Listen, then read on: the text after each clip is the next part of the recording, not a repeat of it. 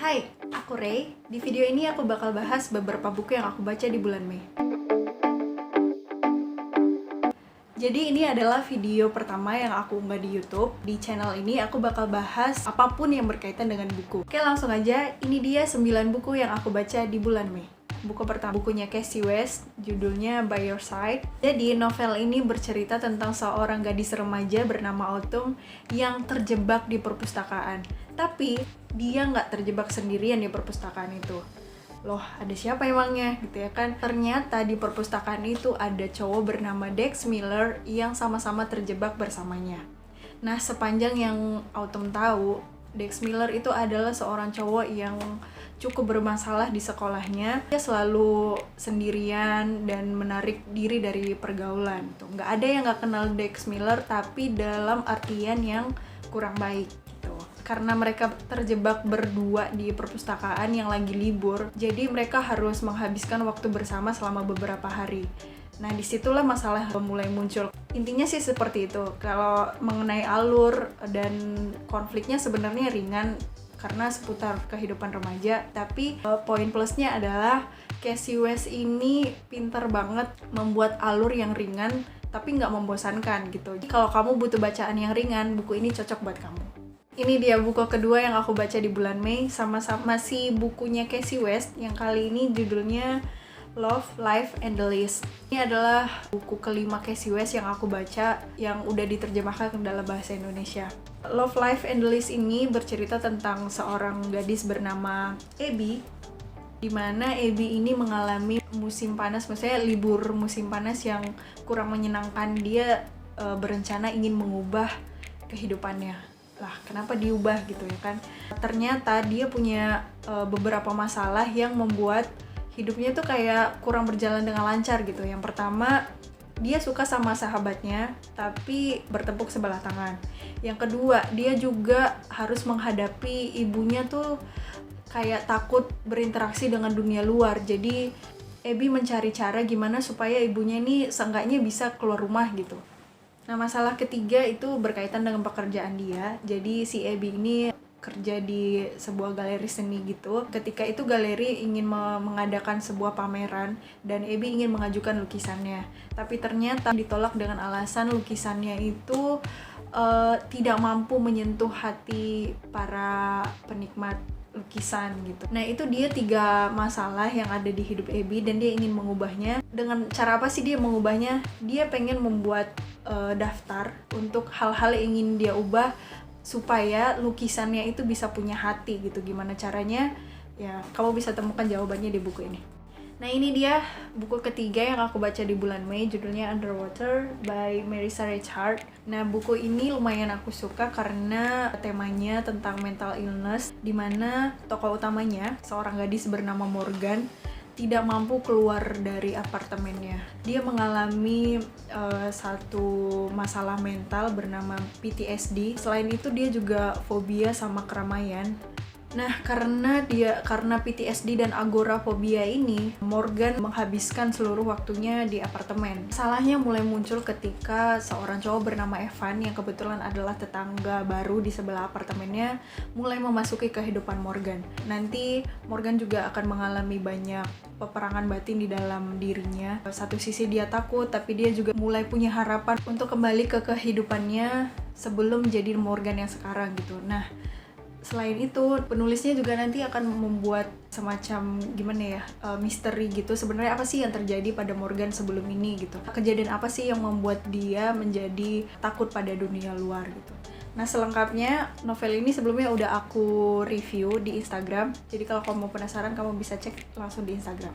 Selanjutnya ada buku dari Becky Albertalli, judulnya Simon versus the Homo Sapiens Agenda. Kamu pasti udah gak asing lagi sama buku ini karena buku ini udah pernah difilmin dengan judul yang berbeda, judulnya Love, Simon. Nah, buku ini sendiri bercerita tentang kehidupan seorang remaja cowok bernama Simon, di mana si Simon ini mengalami satu masalah ketika email rahasianya tidak sengaja dibaca oleh seorang cowok bernama Martin, teman sekolahnya juga, dan mereka bergabung di klub yang sama. Jadi si Martin ini memanfaatkan kelemahan Simon untuk kepentingan dirinya sendiri. Dia minta Simon supaya menjodohkan dia dengan sahabat Simon bernama Abby. Kalau tidak mau, isi email itu tersebar luas di seluruh sekolahnya gitu. Nah, sebenarnya apa sih isi email itu? Kenapa Simon sampai rela mengorbankan persahabatannya untuk memenuhi ancaman dari Martin?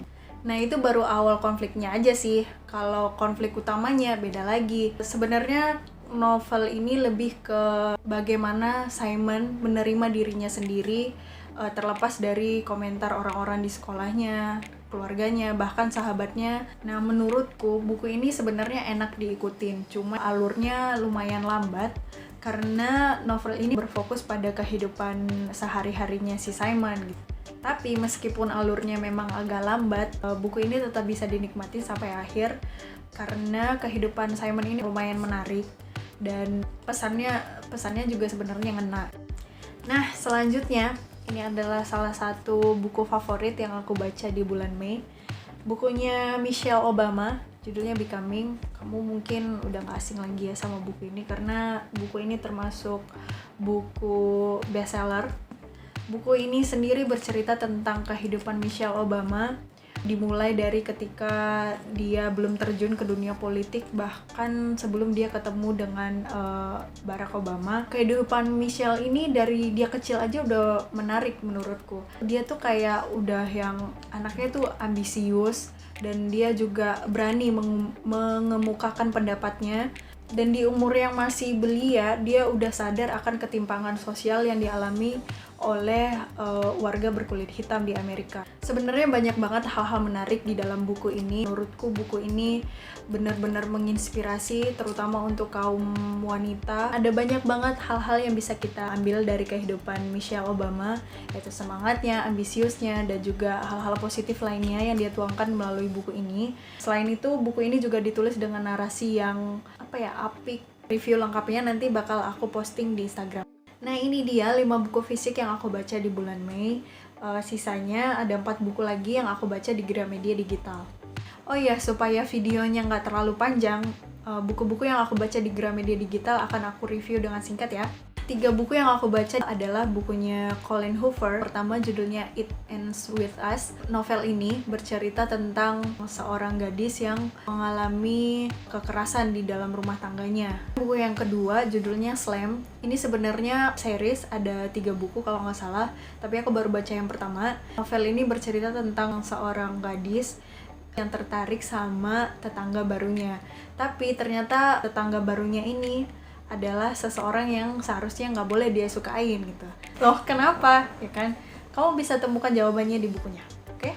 Buku Colleen Hoover terakhir yang aku baca di bulan ini adalah November 9. Intinya novel ini nyeritain tentang seorang gadis remaja yang terpaksa menghentikan karir aktingnya karena sebuah insiden yang menyebabkan separuh wajahnya tuh terbakar. Ketiga buku ini sebenarnya sama-sama menarik karena ketiganya dikaitkan dengan masa lalu masing-masing tokohnya yang membuat kita jadi penasaran sebenarnya apa sih yang terjadi pada tokoh-tokoh utama ini gitu. Selain itu, Colleen Hoover ini juga pintar banget merangkai kata-kata sehingga ketika kita membaca buku-bukunya kita nggak akan merasa bosan dan kita akan dikejutkan dengan berbagai plot twist yang tiba-tiba muncul di akhir cerita.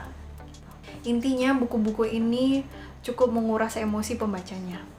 Nah, terakhir, buku yang aku baca di Gramedia Digital adalah novel thriller remaja, judulnya Ephemera, ditulis oleh Akai Gita. Buku ini sebenarnya baru rilis, jadi aku cukup excited karena buku Akai Gita yang sebelumnya aku baca seru dan menyenangkan. Cocok banget dibaca remaja, tapi aku bukan remaja lagi, ya gimana ya.